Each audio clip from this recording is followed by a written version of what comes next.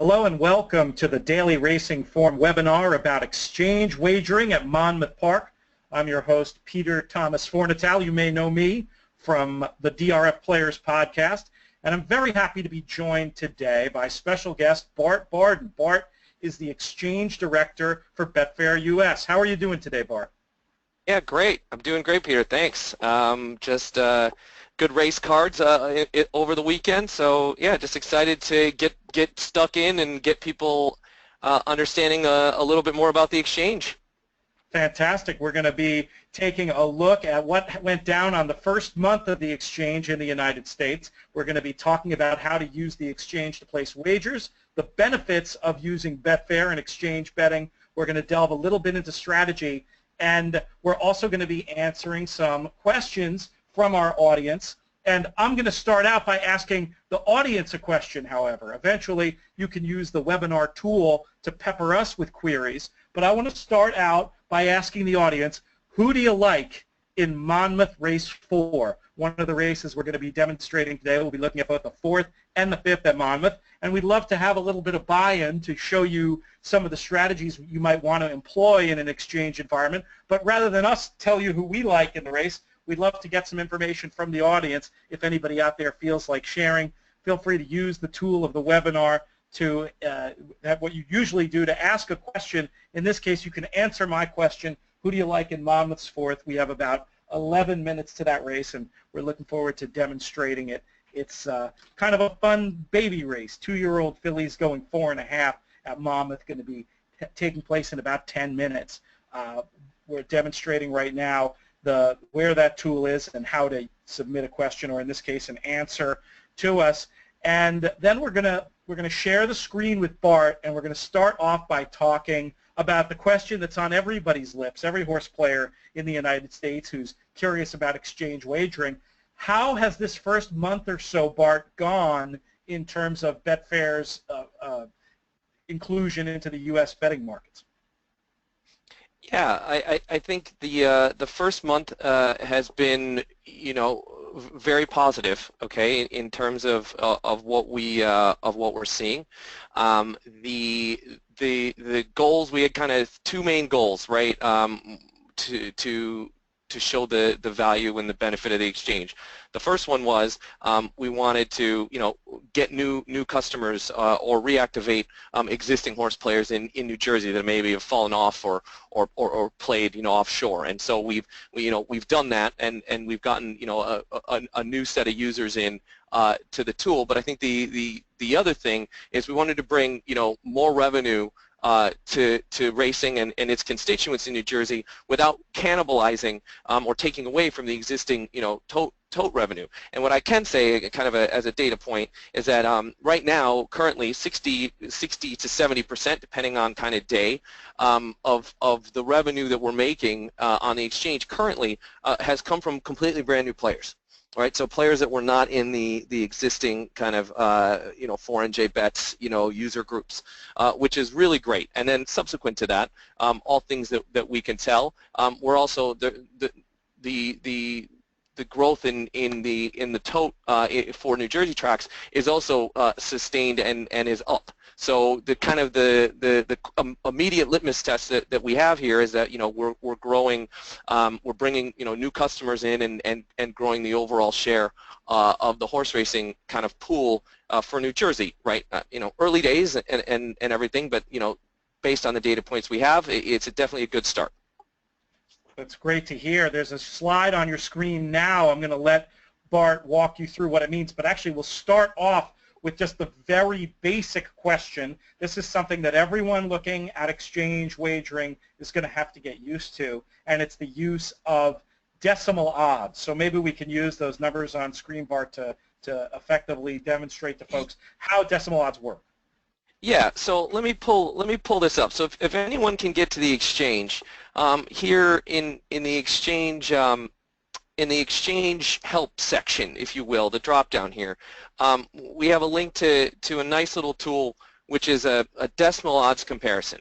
Okay, we had this on the exchange in the UK in early days, and it really just helps people to say, hey, if you see X fraction on the tote, what does that mean in decimal odds? Now we also, I think I showed this before, we also have the tool where if you mouse over your odds here inside the market view, we help you as well to convert the decimal back into the fraction, if you can see that on my screen. But the real nice thing is, let's say you're betting a horse here and you want to, it has a nice little input here at the bottom for you. So if you want to enter in what is 7 decimal odd, it just immediately Ajax, it's a nice little Ajax functionality, and it'll pop up and tell you what the fractional decimal odds is. So you can do that for any fraction and any decimal. So it's a nice little tool here to help you understand, you know, converting. Again, the simple rule is, you know, your decimal, your tote fraction at 2 to 1, you basically, your decimal is you subtract 1, so 3.0 is less 1 is 2 to 1. 6.0 less 1 is 5 to 1. Okay, that's simple and nice when they're nice whole numbers like that. But when you start getting into kind of the 3 to 2s, the 8 to 5s, the 9 to 5s, the ladder here and the conversion tool is a nice little tool to help you. Again, the benefit of decimals, and I think I said this on the other on the first podcast on the first webinar I did, but the benefit of decimals is really just exact trading, right? So you know, if you want to move, you know, you don't want to deal with breakage, and you don't want to, you know, you might want to put out prices in a very exact form, and decimals allow you to do that. That point about breakage, you shouldn't, you know, that's something that everybody should be paying attention to. Basically, what it comes down to is, instead of that money in between the prices going back to the tote system, this is money that's going to be essentially put in your pocket. So as a horse player, you benefit tremendously from the specificity of the decimal odds. Takes a little tiny bit of getting used to, but thanks to, between that mouse over tool and this Betfair exchange odds comparison table, I think that most U.S. horse players will, you know, it'll be like you've used them for a lifetime after using them for about an hour.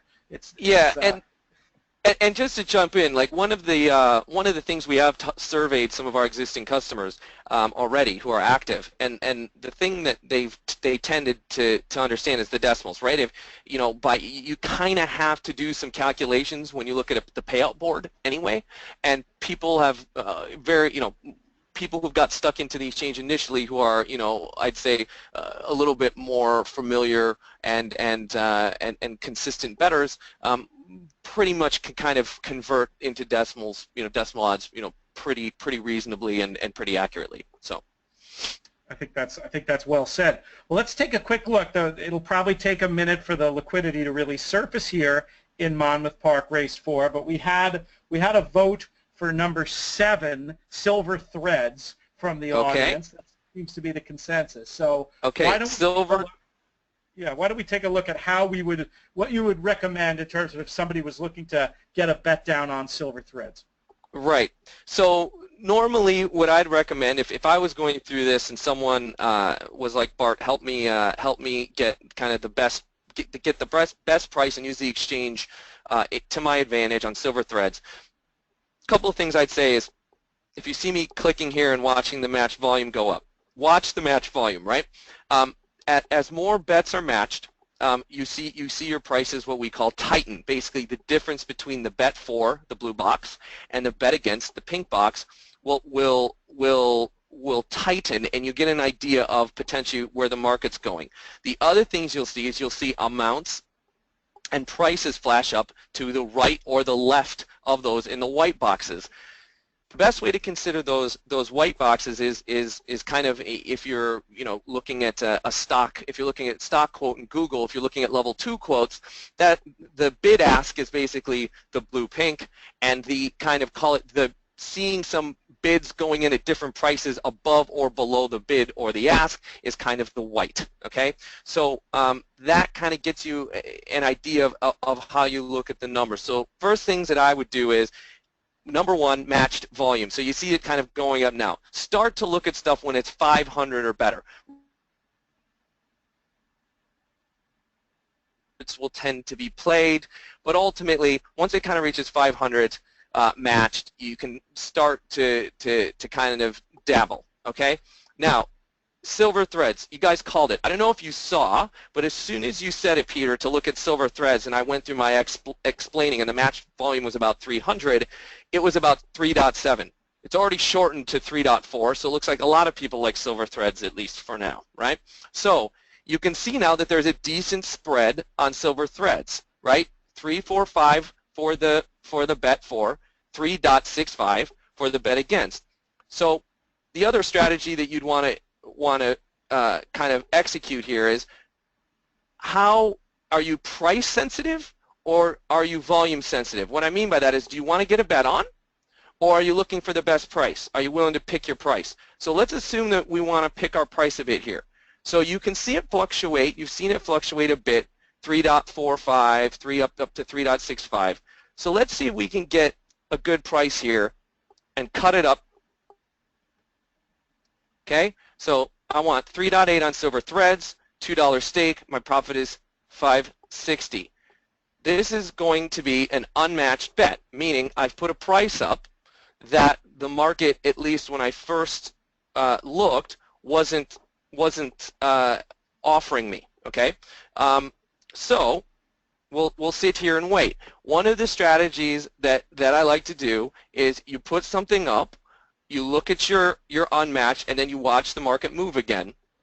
And as more money comes into the market, you can see what people are kind of asking, right?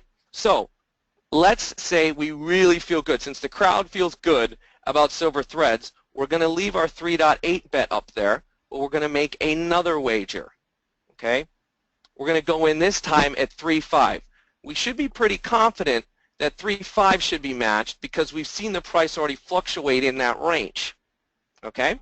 So the way to do it is kind of keep refreshing. Okay, now bang! You guys saw something happen with the UI there. What now you see is, look at this red and green is very important. This is basically your what if. So what if silver thread wins? If it wins, you profit 5, and you get your stake back of 2. So your net account change would be 7. And if any other horse wins, you lose 2. So basically what that says is, the bet we made here at 3.5, the second bet, if you will, was matched. And if you look at your unmatched tab, you can see the bet we put at 3.8 has not been taken yet, or has not been matched. Very logical. It's a very logical strategy, because what you're saying basically is you want to get some amount on, but then if you get the price that you really wanted, you're going to bet more. And I think that's a strategy you'll see people do, where they'll ladder in bets at different amounts, so they're betting more as the price goes up. Is that something, that strategy you see people use, Bart? Yes, and it gives you the control, right? What you don't want to do is come in and look, and if the market's moving constantly. So at any given point, you could say, it could flash really quickly. You could look, spend 2 seconds, click on the box, and let's say for whatever reason, at that point, the market moved down to 3.1. And let's say then you went, and I'll just do this for purposes of demo, you went 10, which is what you want your allocated of your bankroll to bet on this race. So of course I'm going to get matched. Now I just want to show you guys something really great about the exchange, which just happened here. So what you don't want is you want the best available price. And basically the exchange just gave it to you. Okay, so I put in 3.1, if you guys saw that.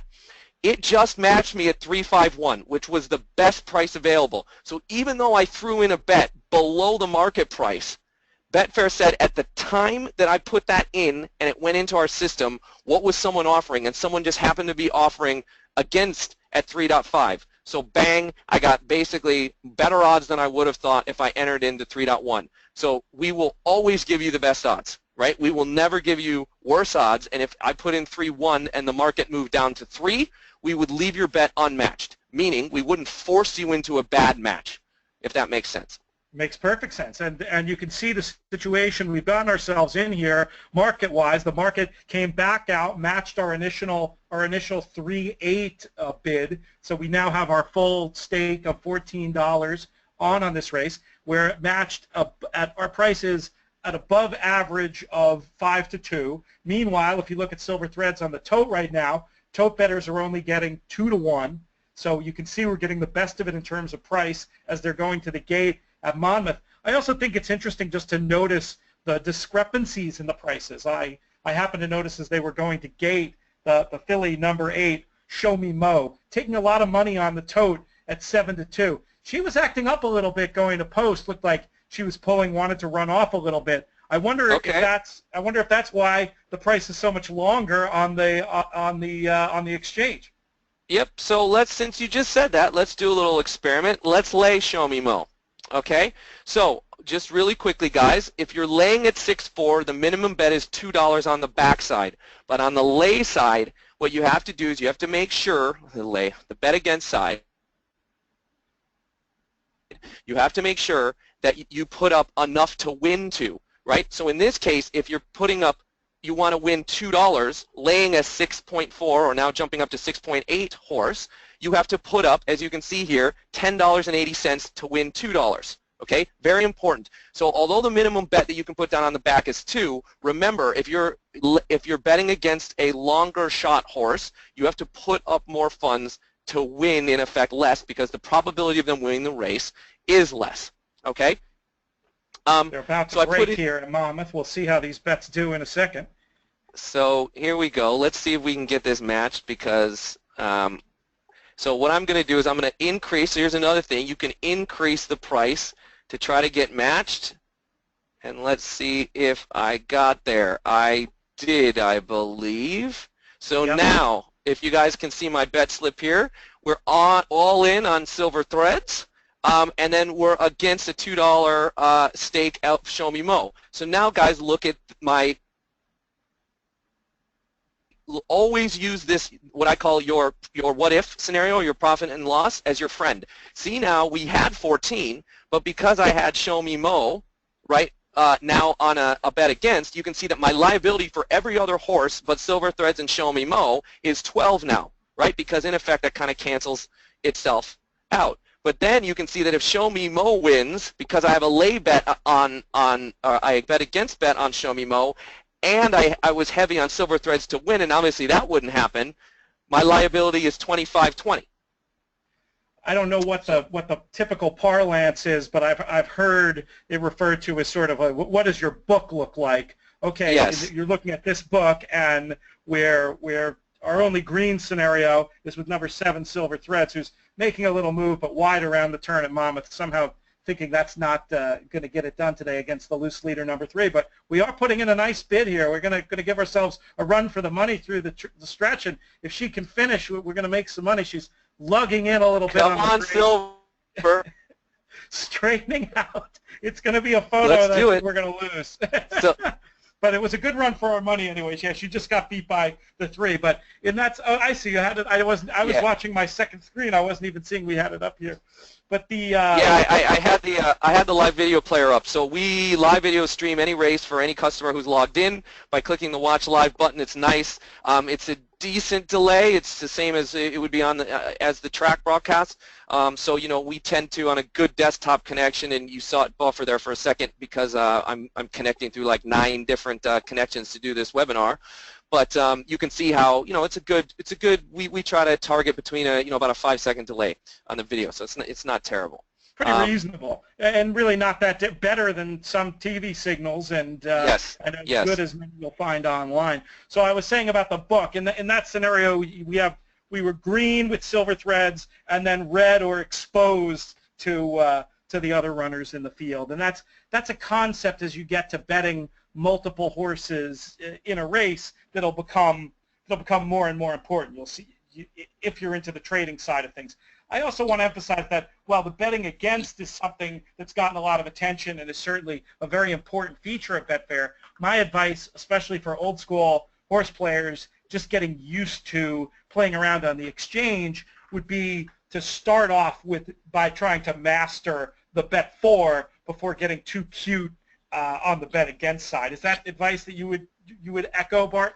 Yeah, I would. I would say look to get the best odds you can by some of the strategies I showed you of kind of break up your bet. So if you want to bet 10 on get your money on and kind of what we call walk up the ladder, or put a couple different price points out there that you hope are taken. And then yes, I would say look, betting against is is a good tool.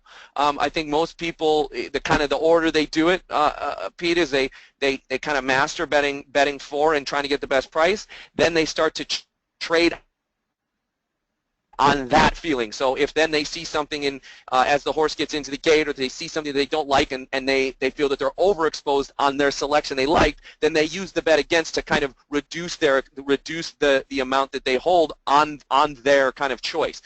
That's how people then get into lay a bet against. And then as you can see here, I kind of have I did a little bit more of a medium to advanced strategy, was favoriting one horse and then also picking a horse that might have not a lot of chance to win based on your analysis, and then having both in the market. So Pete, I had that spreadsheet up and that PowerPoint slide. Can I just go back to it, because you made a point. You made a point there about what the tote odds were on silver on the horse we just bet there, right? So I just want to kind of give an indication here. So this is real data, okay, comparing the actual payout at the race on Monmouth on opening day, and you can see that I'm even not cheating it by taking out what would be the 12% commission if you won on that bet. Now I'm kind of actually doing myself a disservice, because that's the worst it would be, because you assume you win and lose some. That would be assuming you won every bet. But using 12%, you can see that in the majority of the races, there's only 2 races there, I believe, on the Monmouth card that the Betfair price that you could have got right before the horse went into the gate, which is what we call the best Betfair starting price, the Betfair SP, was versus the tote payout. And you can see there's huge value in a couple of these runners, especially Bluegrass Demon. I remember seeing this, and people couldn't actually believe when it came in, the price differential, almost double the odds of available betting. Like, this isn't just what was shown once and never taken. This is what people actually were able to take going into the start of the race. So as you can see here, look, the numbers speak for themselves. Really good value there, even adjusting out the commission rate that you would pay on the backside. It's incredible. I think about over the course of a year, we've seen in the sort of the rebate world of American tote betting how even a couple of percentage points can end up being the difference between winning and losing. Here we're seeing, I mean, you see the percentages right there. In some instances they model pretty closely, but in many instances you're talking about getting a significant amount more, and I don't think I'm exaggerating to say that in the case of many horse players, that extra type of an advantage could well be the difference between winning and losing. Bart, I have a question about the green number in the book. There's actually an inquiry here. I don't think Silver Threads is going to go up, but hey, we're still technically live, so I know the book will still be there. It is. I got it up. Beautiful. That number shown, is that net of commission, or is there going to still be a commission taken out of that, and do you have the option of showing it either way? So that number does not include commission. That is your pure profit. So if you're looking at that number, remember that that isn't also your stake. So it's that plus 12 is refunded to your account, obviously, of what you put into it. And then the commission would be taken from that number. So no. And then is there an option to then show it there with commission calculated? Pete, let's get that person's question and let me make sure I answer correctly. We do have a series of advanced user features that can be turned on here in the settings, okay, for customers, and let me see if that is something that we offer. I know we've dabbled with that on the UK exchange, and I just need to validate that. So if you just give me one day to answer that, I can come back.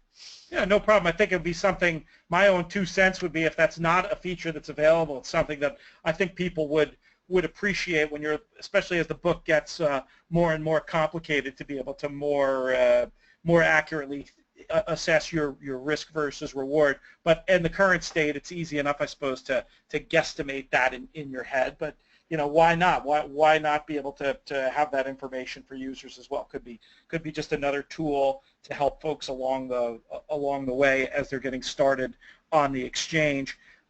Was there anything else we wanted to look at in this price comparison, Bart, before we move on to the next topic? Yeah, before we move on to the next topic, I mean, as people are asking about commission and how it affects things and how it's calculated, I just wanted to be very clear that the exchange has kind of two really positive user features in terms of trying to be a better value-based product as compared to what you're used to, and it's called, the price value of wins here. Okay, so all the commission charged on your winning bets, so on your profit, is at the aggregate market level by race on all the bets made on any horse in that race. Okay, and this what-if calculator, in effect, is helping you along with that, right? So we made a series of bets.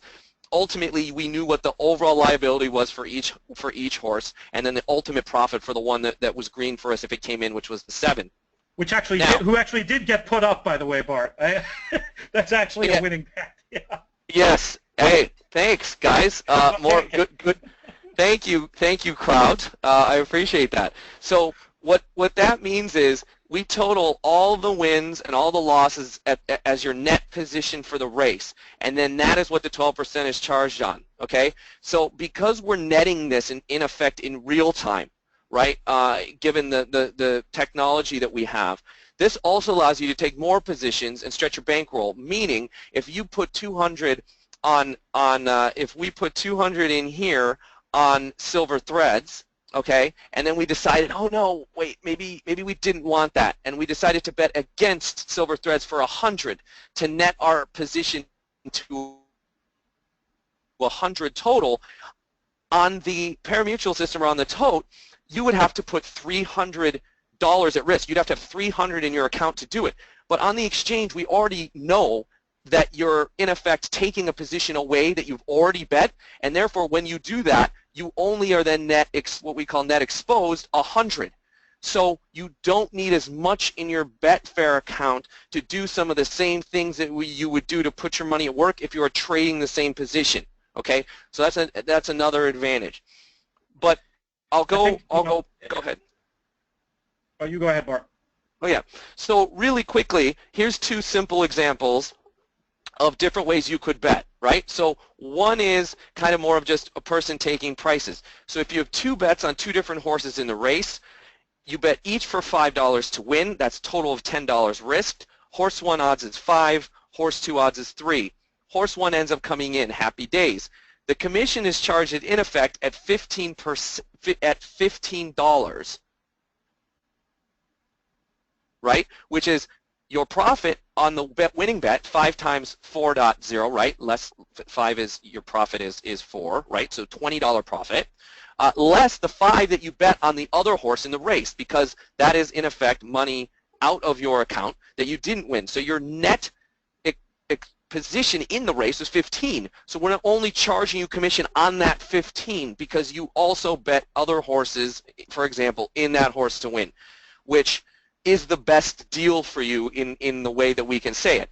Now, example 2, if you can see this is someone doing a lot more trading, right? So they do 10 bets on horse 1, and they do 5 kind of bets on each side, but the price went in their favor. So they put a total of 50 risked, but basically what happens is the average odds for back is 2, but the average bet against odds they get is 1/8. And if their horse comes in, basically the commission, they only made 5. You only made actually $5 because you, in effect, traded out of your own position in numerous ways. But then we only charge you the commission on that $5. We don't charge you the commission of the $10 you risked, of the 25 you risked total on the odds, and then try to come in and say, well, your volume was higher, so you're going to have to pay more, which is kind of how the implicit takeout rate works on the parimutuel system. So That's it's right. just a way of, yeah. Yeah. The way I would explain it, I mean, it's very heady stuff. Like some of the math might be beyond. It's certainly the raw math is it's kind of beyond where I am if folks have listened to me try to do math in real time before. But the important part of it that you need to know, no matter how interested you are in the specifics of it, is what this is doing is effectively reducing the takeout. In the same way that in a multi-race bet, you're only paying takeout once, and you can therefore reduce the effective takeout if you're betting on real opinions in a multi-race sequence.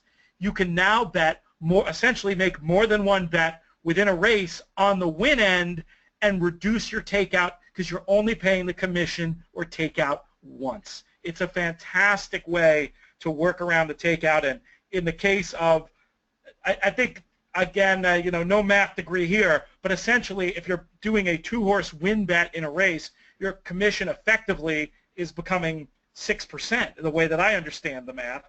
And you can imagine how paying that little in terms of your overall takeout, effective takeout, is going to increase the money that's coming back to you, the horse player. And that's why I think that learning about the betting exchange is such an important thing, not just for the players in New Jersey who are able to use it now sort of as the canaries in a coal mine for this whole thing, but for horse players across the country. I think we all need to really pay attention to what's going on here in terms of the synergy between the toad pools and the exchange that Bart was talking about, and also the way that betting on the exchange is going to help preserve bankroll, keep horse players in the game, and get more money in their pockets. And so I really think it's worth reviewing that lesson that Bart just gave and really paying attention to the effect that this lower effective takeout is going to have for all horse players. Hint, it's a very positive one. Yeah. So, Peter, I'm just going to go into one kind of more thing that it came up kind of in the last week that we've gotten some feedback on, just to educate people who might be have dabbled already in the exchange who are on the webinar today, is the minutes to post. Okay. So people have said that our minutes to post here that's in the website is off sometimes. Right, meaning our minutes to post is calculated from what would be the original starting time, okay, and then obviously sometimes races move schedules due to TV or their own kind of logistics on track. So what we've heard people loud and clear. We are working to get that kind of updated such that we would have an updated MTP estimate for customers if that happens on certain tracks. But an easy way around it to help you out on the exchange that I do, that everyone should do in the meantime so you kind of don't get confused and you're a little bit annoyed with that until we can get that feature out, is if you do click the Watch Live button, okay, so the video isn't available yet because we opened it up a little closer to the race, but when you do open up the video here, the minutes to post, we show obviously inside the feed from the track, the call it quote-unquote adjusted minutes to post is up in the right-hand corner on the video feed. So a very simple thing that you can do is if you see the MTP at 0 in here on the website, but you still see activity going because it still says it's going in play and it hasn't stopped yet and you're still betting pre-run, just click on the video, have it look up. You can look up in the corner there. You can see that, oh, it's been adjusted. It says 5 minutes MTP on the video, and then that gives you a good idea, and it'll help you as a reference point. Bart, how close to post does the Watch Live button typically work and send you to that live track feed? Do you know the answer to that offhand? Yeah, I think we tend to do it. We tend to expose it somewhere between 3 and 5 minutes. So 3 and 5 minutes, then it opens up and it can be there. The kind of important thing to note is it'll change. Yeah, it'll change a bit. Like if you know, I don't know if you guys remember, but when I was doing it before when the race was on, it kind of turned to yellow. That's how you know that kind of the feed's kind of there and ready to go. That's right. That's right. Well, we'll take a look because I think still during the course of our webinar time allotted today, we also have race 5 at Monmouth. So once again, we're 1 for 1. If viewers want to go ahead and suggest a winner of race 5, we can try to execute some strategies. We've got 11 minutes to post now, and we can demonstrate exactly what Bart's talking about. I'll also make the point that, I think most people using the exchange are not single screen people. You have the exchange on your computer and you have your television on in the background, or perhaps you have another computer with a live track feed from another source. So it sounds doubly important to make sure you've got the screen of the track you're betting up to be able to follow along and notice those minutes to post and make sure that you don't get shut out. Here's another technical question, Bart, that you may or may not know the answer to. When the Betfair races get thrown in play, in other words, when the pre-betting stops, is that connected to the tote system in some way, or is there a human being physically throwing a switch there? We have a crew of human beings that are monitoring races and getting signals from the track and throwing switches. So they're in effect when the horses get into the gate, and when they go off, the in-running kind of flag is set, and there you go. So yes, it is. It has a kind of a dual. There's a feed that comes in obviously from the stewards, and then there's visual confirmation as well. Terrific. We have a couple of questions coming in from the users. Oh, you know what? Before I get to this question, I want you to talk about what we're seeing on screen right now, Bart. Yeah. So I was just going to go through that. I was kind of leading people in to see if they were asking. So one easy way of kind of figuring out who won the race, right? You're always like, oh, who won and how's my account? If you just drop, this is the My Wagers view here, okay? And the thing that this will show you is you can in effect flip between your current wagers. So right now we don't have any wagers currently on the board, but let me just I won't do it because I want to make sure that I get the right crowd call, given that we're 1 for 1. And the button that you want it to hit is passed, right? So passed means settled, okay? So if you click passed, it'll show you the bets that were made, at what prices, the stake you made, the profit and loss, and the status, right? That, you know, did you win or did you lose? And then there's obviously a bunch of options that you can do here. You can show settled bets. You can show canceled bets. You can group all of these things based on the view that you would like for yourself. You can download this into it's a CSV file. So if you're kind of keeping your own reporting in an Excel or something of that nature, you know, knock yourself out. We allow you to do that, and that just shows you, you know, what you've done and how you've and how it's resulted for you. I think the most useful view, Bart, and I assume there's a way to do it, is to look at an individual market in aggregate to get your like P&L essentially on a whole race. Why don't we show folks how to make that work? Yep. So it's view, check, group by market, and you can see then there's your Monmouth. So it won't show you your average stake and liability, but it'll show you what your profit was total on Monmouth for all the bets that were made in that race. And you can see here that there were 4 separate bets made, right, that were settled. And in the group view, it just basically groups everything together to show you the numbers that were bet there. That's perfect. So the other question that came in that I wanted to make sure we touched on is looking for some information about what tracks are currently included that New Jersey residents can bet on, and then the follow-up if there was any update about the NYRA situation. Yes, so we have the tracks that we have. No, it's good. Hey, I'd want to know too. The tracks that we currently have, I believe we're adding Fort Erie for next week's racing, so that would bring our total up to 18 supported tracks, okay, U.S. And we are now in the process of going through and securing some harness racing, right? So the response of Meadowlands has been very positive, much more positive than I would have thought, just given the fact that the UK markets were never exposed to harness racing and U.S. harness racing in the past. There were no, call it, markets being bet on prior to offering it into New Jersey, so everyone's quote-unquote learning harness at the same time. But the response has been, you know, overwhelming, and we're adding, you know, probably 3 to 4 harness tracks over the next 6 weeks, which is great. In terms of the NYRA situation, they're still in a wait-and-see mode. There's a couple things that they're working through. There's been some very positive discussions between ourselves, NYRA, the New York regulator, you know, we hope to have an update, you know, at least for everyone in the next, you know, 4 to 6 weeks probably. So that's the update with NYRA.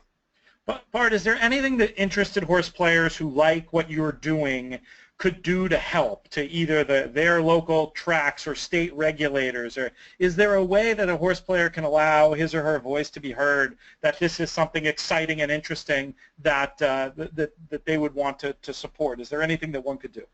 Yeah, I mean, I think, you know, from a small move perspective, you know, we're not at a point where we're trying to maybe, you know, do some like broad, you know, petition or something like that, but literally a very, you know, a very simple, well-written, hey, I think it would be,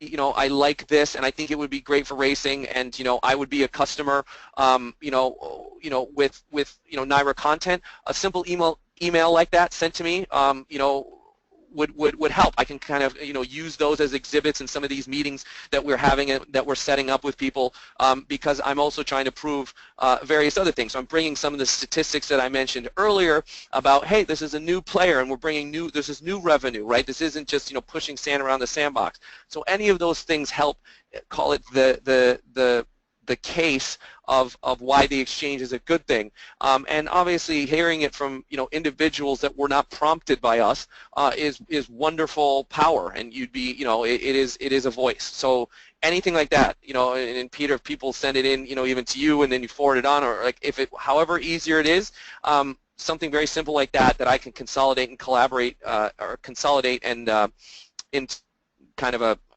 you know, into these presentations we're doing would help. That's great, and I think Twitter might be a good way to get those conversations started. I can be reached at @LoomsBoldly. Bart, what is your Twitter handle? Yeah, my Twitter is just at Bart Barden, B-A-R-T, B-A-R-D-E-N, which is my name, or at Betfair USA, which is our New Jersey Exchange Twitter account. Any one of those sent in, even tweets that we can kind of collect would be valuable stuff. We had a question about the URL for New Jersey residents. I'm assuming they mean the URL to access the exchange. How do folks find you? Yeah, so the direct URL is exchange.us.betfair.com. If you don't want to mess with all of that, just go to betfair.com and you'll see a kind of a selection either to go to the casino or to go to the exchange. Just click on the exchange and then you'll get there as well. Fantastic. All right, we've got 3 minutes to post for race 5. It seems like the consensus is number 8, Loose Money. Okay. Let's see what we can do. We got a nice price here, 8-1 on the tote. Let's see what we're looking at on the exchange. Oh, we can see we've got the video up there, so we'll know that that's the minutes to post number to follow as opposed to the one that's within the program. Yep, so it's on, what you can say is it's a little off, right? So it looks like it's about 1 minute off, so I'm just going to shut this.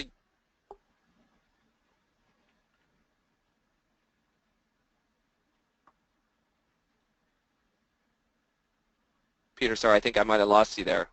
Can you still hear me? You're back. You've cut out a couple of times, but I think it's just all the places you're routed through, like you said. But yeah, we're ready to try to get a bet down on number 8, Loose Money here. Here we go. Okay, Loose Money. So I'm going to come in here and let's see. So the they bet against kind of price point looks like people are offering about 11. So I'm going to see if I can get 10 in here, and then I'm going to go in and see if we can get 9 and 6.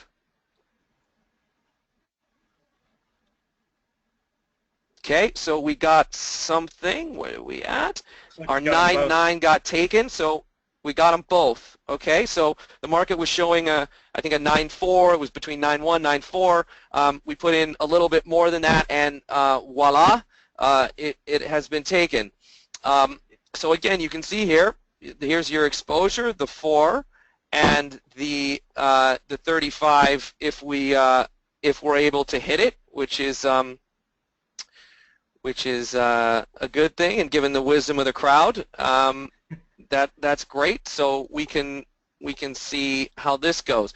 Now, the other thing that sometimes I like to do is then if I haven't wasted all the money, I like to go way above what we call above what's being offered bet against, basically 12.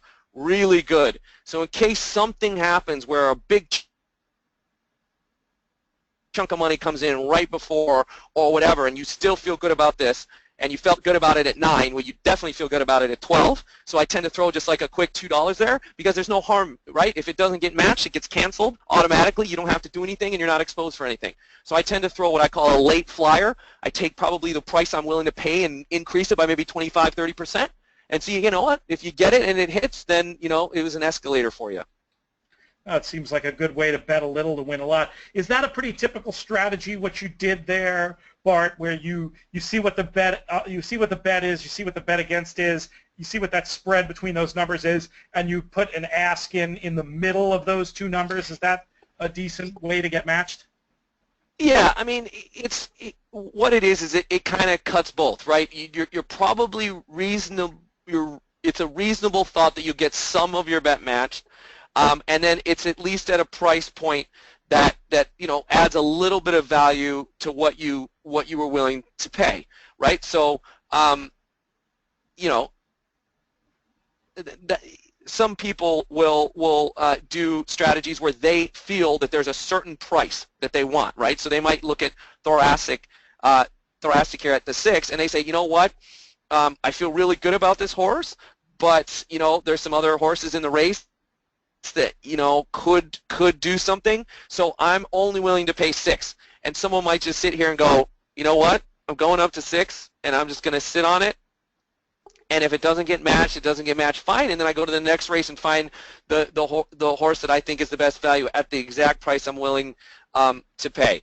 But most kind of people dabbling and getting in and using, like you said, using the exchange for what it is and that fixed odds concept and that liking your odds, you know, locking your odds when you like your odds. Yeah, looking at the difference, kind of picking somewhere in between so you feel you're getting a decent price, and then you're giving the opportunity for someone else to match into you.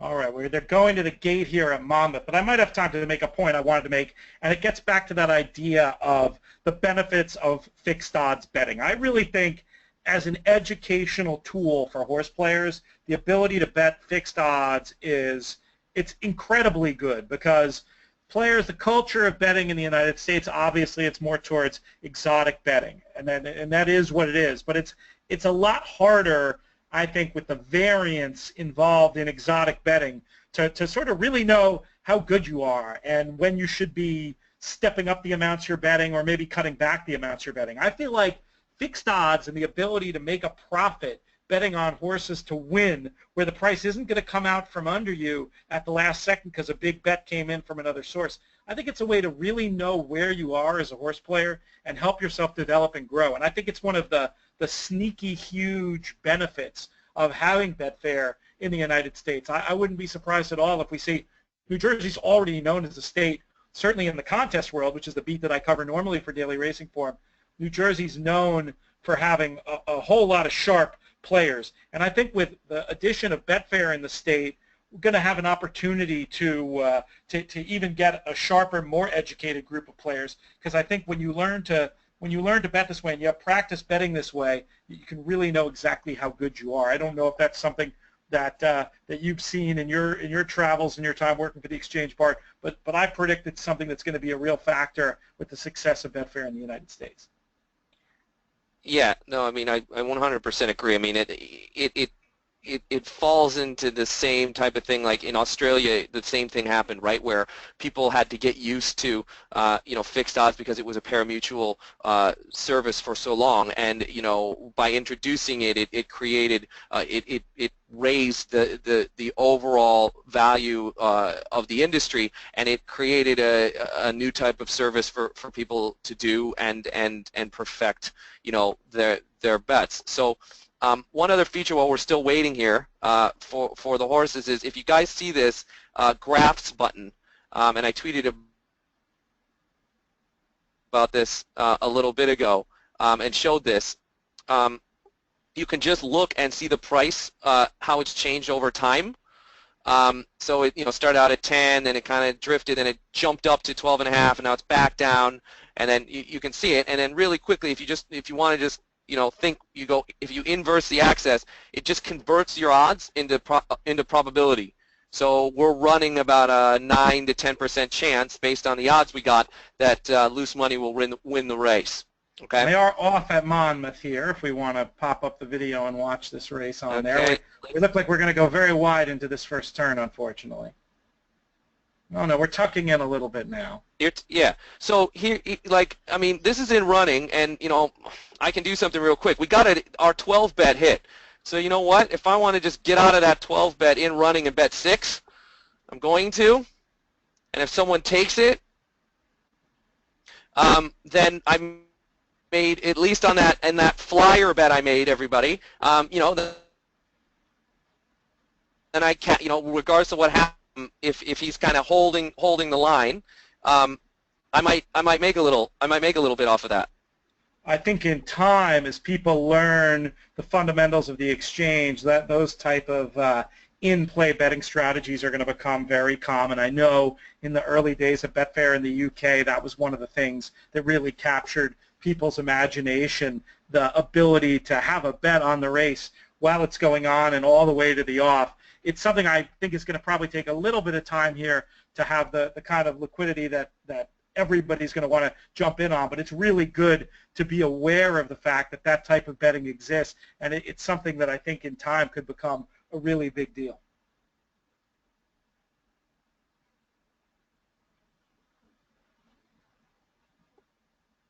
So what do we got? Making a little run in the stretch, but nobody's catching this 5. No one's catching the 5, yeah. All right. If we bet to place, I guess we'd be okay, but we got greedy and went on the win end. So very quickly on that point, we do offer place and show, okay? You can bet to place and you can bet to show, but because of the activity right now, it's available there, but the liquidity and prices are much better in win. So we're kind of monitoring the place in the show, and they're there, but ultimately, unless you see, I would say, don't look at the place in the show unless you see your win matched volume, jumping into the $25,000 to $30,000 dollar range. At that point, then you can see some of the place and show fill out that might allow you to take a flyer on a fixed odds place or show bet, but I would not recommend looking at anything in that right now unless you see a race at a track get into that $25,000 or $30,000 match volume range. We have people very curious about in-play betting, Bart. Why don't we'll back up and we'll explain what it is and maybe spend a couple more minutes here. We got about 5 minutes, 6 minutes left in the show. We can spend some time talking about how it works. So what so far is well, actually, first of all, let's define what in-play betting is. Yes. The definition of in-play betting is that the odds of the horses will change based on how they are running during the race. So you're able to make a bet for or bet against a horse based on odds that are occurring in the race. Now, they are not dependent, if you will, off of the pre-market odds, meaning if you bet before the race and it goes in running, your bets don't carry over automatically or any of that. We will just cancel them, and you have to make a specific in-play wager. And we allow you to wager all the way until, I believe, right before the first horse cross. We don't let you bet into any of the inquiries, okay? So in running wagering doesn't carry through. So once the horses cross, the market, as you see here, shows suspend, and then we're looking to settle the markets based on the results. And how do you guys feel so far about the liquidity you've seen? I mean, there were a few playing you could see as we were watching the market during during the race. I mean, is it something that you're happy with the way that it's developed? Is it something that or do you think it's more along the lines of what I was saying? It might take a little bit of time before that gains a foothold. Yeah, so we've selected specific tracks to be in running that are in running betting enabled to try to kind of get the liquidity into them, and focus on that so people have a good product to be experienced. We've seen in the U.S. It follows very similarly to the U.K., which is right now you get about 20 to 25% of the volume of a race that's matched in play. Okay, so you do get people kind of coming. That's a lot. In and coming out and whatever, but mostly what people have been using in running betting for is basically hedging off of positions that they're taking in play. So if in this case we went on the 8 loose money, and then exactly what I was doing there, which is saying, well, if loose money jumps out there at the quarter pole and you might be able to get some value since we got it at 12 at the start, that's how you see people tend to bet in running. Rarely, at least for the people in the product currently, do we see the kind of betting patterns that show where someone is taking, let's say, one runner in the beginning of the race and then just completely looking at the race and saying, oh, a different horse that I haven't really been research or following, I'm going to make some in-running bets. So the majority of the strategy that people are using their in-running for is, in effect, to either hedge or to optimize or to maximize their previous bet pre-race start. One example that's very common that I've seen folks do in the UK with that is they over there you'd say back to lay, but we would say bet for to bet against. Let's say you have a horse who you're really confident is going to be in front at the pace call, and maybe it's a longer priced horse. The idea of betting that horse before the race at, say, 8-1, and then you get down to the pace by the pace call in the in-running market. Let's say that same horse is going to be even money during the in-play. At that point, betting against the same horse you bet on beforehand, so your book, as we talked about before, your whole portfolio of investments on the race can be all green. And then whether or not if that one re-rallies and draws off, you don't win as much as you would have, but you still win a nice amount. And even if you get beat there in the final strides, you're still cashing on the lay side of the bet and being able to get some profit. So it's another way to leverage your opinion of what's going to happen in a horse race to help you make some money, and that's what the game is all about.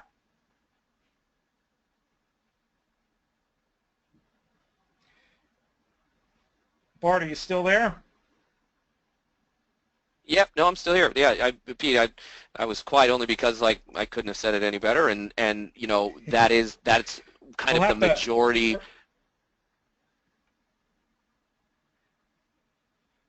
For our next go around, we'll definitely we'll take some work at the at some of the technical issues we have here. But I think, by and large, we're able to demonstrate a lot of stuff in the webinar. I'm sure folks are going to have more questions, and we're going to have an opportunity to present more information about this.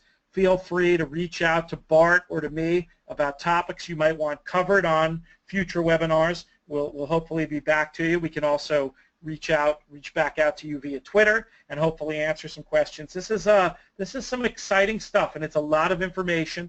I should point out that this webinar, like all the webinars we do at Daily Racing Form, will be archived at drf.com/YouTube. If you want to go back and review the information, you can do so there.